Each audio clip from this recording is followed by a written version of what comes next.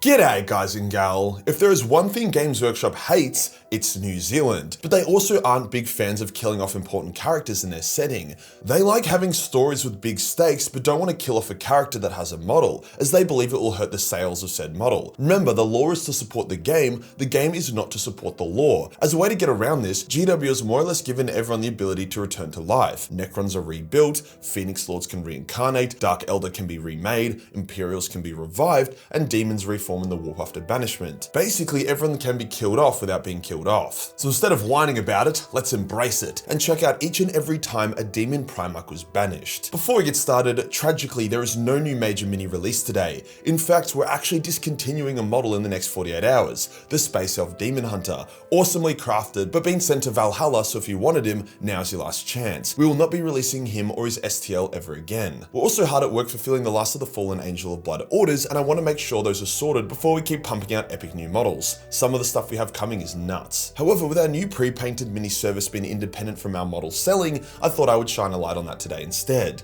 I have partnered up with West Coast Paint Studio to allow you guys to get a major mini professionally painted and delivered to your door for a fraction of what other studios cost. That is because the models are cheaper than GW models, you don't need to ship your model here and then have it shipped back, which is double handling, and the studio itself is very efficient with their time and costings. How it works is you can pick one of 3 painting tiers. Battle Ready, which is a cleanly painted, based and ready to play model. This Shark Daddy, for example, as you can see it has minor OSL, is based and has some basic shading and highlighting, but nothing too crazy beyond that. However, it's clean and it literally costs under $100 USD, which includes the price of the model. That is insane value. Then there is Parade Standard. This includes advanced OSL, armor effects like chipping, scratches and snow with full shading and highlighting. This is the kind of standard you want your HQ units painted to, something you can show off to your mates. For example, this Wolf Lord or this Grey Slayer. This Magma King Orc was Parade Standard as well. This tier is still very economical, with the Grey Slayer only costing around $120 including the price of the model. Then we have the Ultra Pro Standard, where an artisan pro painter spends a considerable amount of time on your model, using NMM, advanced OSL, volumetric highlighting, the kind of model you could see at a painting competition. We haven't got a finished demo of that yet, but this Big E is a work in progress. As you can see, it has added lightning effects to it, and it looks stunning despite not even being finished. We've just opened new slots, so there is a fair amount of custom pre-painted available right now. You will not be disappointed. We still also have like 6 pre-painted models from the previous painters, all heavily discounted, that are ready to ship right now. So if you like any of them and can't be stuck waiting for a custom paint job, then you can grab those right now.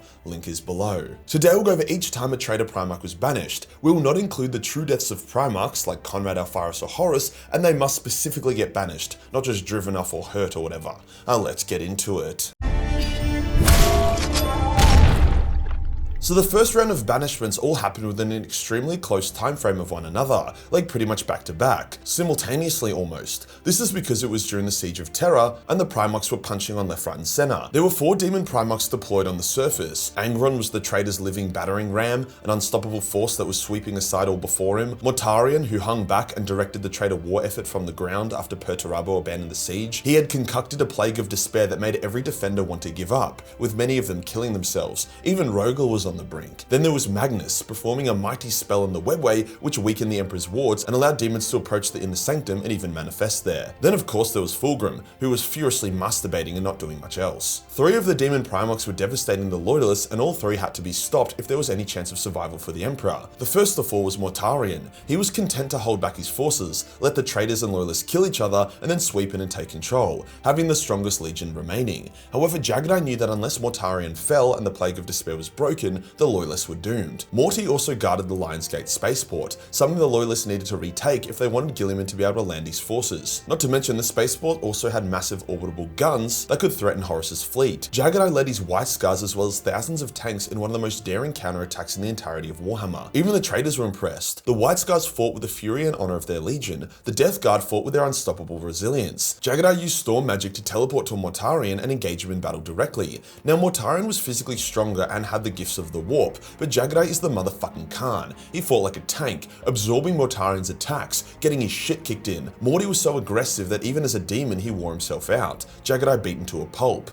But then something incredible happened. Jagadai rallied and attacked Morty with renewed vigor. A storm reawoken. Mortarian's fatigue had set in and he was shocked. Jagadai was broken yet still managed to dodge, dip, duck, dive and dodge, eventually going for a killing strike. Mortarian intercepted him and impaled him on his scythe. Jagadai laughed, blood spraying from his mouth before he then cut off Morty's head, giving his brother his first banishment. This also broke the curse of despair and shocked the Death Guard, who were slaughtered in their thousands by the berserk vengeful White Scars as they fell back in disarray. Then it was Magnus's turn. Vulcan entered the webway to find and kill Magnus. He eventually found his brother, who initially just toyed with Vulcan, misdirecting him, teleporting him into pocket dimensions and just being a little bitch. Vulcan's tenacity saw him literally smash his way out of every illusion and trick until Magnus was forced to fight him directly. Magnus killed Vulcan over and over again with every method physically conceivable, but Vulcan rose time and time again, getting in a few hits before he was killed. However, out of the two brothers, only one of them was truly unstoppable, and it wasn't Magnus. Vulcan died 1,000 deaths, but each one saw him land another blow on Magnus. Each time he revived, Magnus was more haggard and wounded. The Emperor himself projected his form into the webway to watch the fight, much to Magnus's horror. Eventually, Magnus was beaten down. As Vulcan went for the killing blow, Magnus in turn devised the spell of unmaking. It would unravel Vulcan's DNA. It wouldn't just kill him, it would tear him apart atom by atom. He hit Vulcan with the spell. Vulcan's body tore itself apart. His skin sloughed off. His eyes exploded, but he didn't stop. The flaming black skeleton of Vulcan swung his hammer so hard it exploded Magnus's head. Vulcan would regenerate from this attack, although it took him a lot longer than usual. As he walked through the webway back to the throne room, he kept dying mid-walk as his newly regenerated heart would explode. He would then revive and keep walking. He spent most of this walk as a skeleton. Finally, it was Angron's turn. Just as Sanguinius slew Kabunda, the greatest of Khorne's true sons, Angron attacked. The two brothers fought in a vicious duel. Angron had the strength and power, Sanguinius had the speed and finesse. Sanguinius landed mortal blow after mortal blow, stabbing Angron in the heart, cutting off his face, skewering him with his spear, but the Lord of the Red Sands would not die. He was being hyper-empowered by the bloodshed happening all around. So Sanguinius performed a desperate gambit. He allowed Angron to impale him with his sword through Sanguinius' guts. Angron looked at his dying brother, face to face, fascinated. The angel kept whispering, "Angron, Angron," with a mouthful of blood. He then stroked Angron's face. All the while, Horus was psychically screaming at Angron to finish Sanguinius, to kill the angel.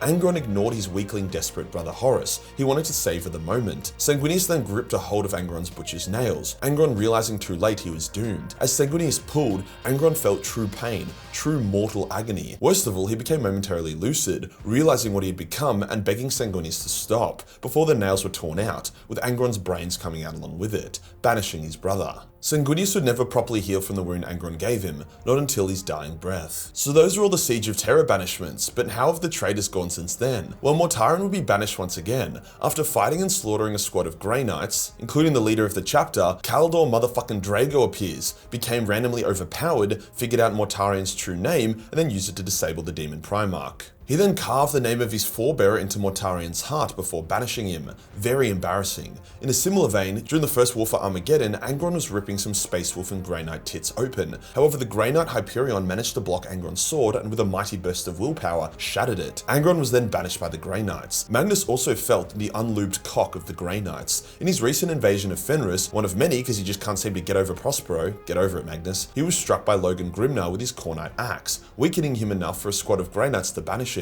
See, the Emperor knew that with himself and his loyalist sons gone, the Imperium needed something that could handle Demon Primarchs. Thus the Grey Knights were created, them being one of the only reliable things that can defeat and banish Demon Primarchs. Now there has been a few times where Traitor Primarchs were almost banished, but not quite, which may confuse some people, so I wanted to go over those quickly. During Rylanor's last stand, where Rylanor detonated a virus bomb in Fulgrim's face, Fulgrim wasn't actually banished. Yes, he ate shit, but his body regenerated where it was blown up. Banishment is when they're sent screaming into the warp to be reformed. In a similar vein, during the siege, when Angron got blasted by 1,000 guns at once and atomized, yet reformed in the same spot, that wasn't a banishment. Likewise, Corvus kicking Lorgar's ass in the Eye of Terror wasn't a banishment. It was Lorgar running away and then sealing a portal to keep Corvus out. There have also been times where Magnus has attacked Fenris and been driven off rather than banished. In Mortarion and Guilliman's recent fight, Morty wasn't technically banished. More so, he was grabbed by Nurgle and put in the naughty corner. Based off this, it appears that Perturabo, Lorgar, and Fulgrim have never been banished. In the current setting, Khorne is ascended ascendant and has gained new powers, one of which is that whenever Angron is banished, he's able to be unbanished very quickly, like 2 months or so later. Usually it takes hundreds or even thousands of years. So the Imperials have to expend obscene amounts of effort and resources killing Angron, shit like orbital strikes, titans and so on, only for him to reappear soon after. It's unclear how many times he's been banished, but it has to have been a few for people to realize he can now quickly unbanish himself. However, the big recent banishment we are aware of is when he fought the newly returned Lion.